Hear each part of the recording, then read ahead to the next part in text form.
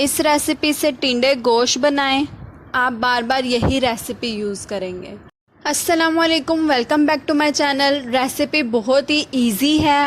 अल्लाह का नाम लेके खाना पकाना शुरू करें। ये मैंने गोश्त लिया है बोनलेस, इसमें मैंने दूध शामिल किया है।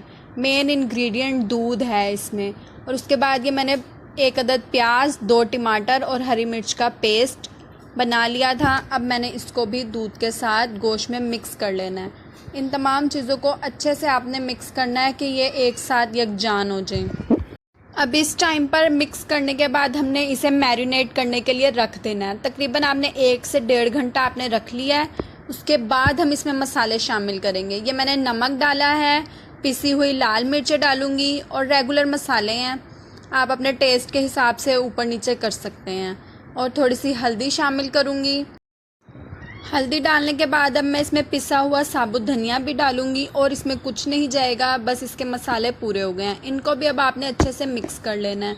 मसाले हमने बाद में डाले हैं, मैरिनेट पहले करके रखा था, ये बात आपने याद रखनी है।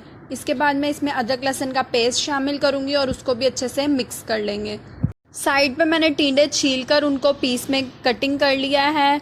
आप अपने हिसाब से साइज़ कम या ज़्यादा कर सकते हैं। ये ऑयल गरम करने रखा हुआ है। ऑयल में अब हम मिक्सचर जो हमने गोश्त का बनाया था, मैरिनेटेड गोश्त जो है हमारा, वो हम इसमें डाल के फ्राई कर लेंगे। इस टाइम पे हमने इसको अच्छे से फ्राई करना है। प्याज का कच्चापन ख़त्म होने के बाद इसमें पानी डाल के इसको मैंने गला लिया है। देखें, अब इसकी हमने भुनाई करनी है। इसका तेल ऊपर आ गया है।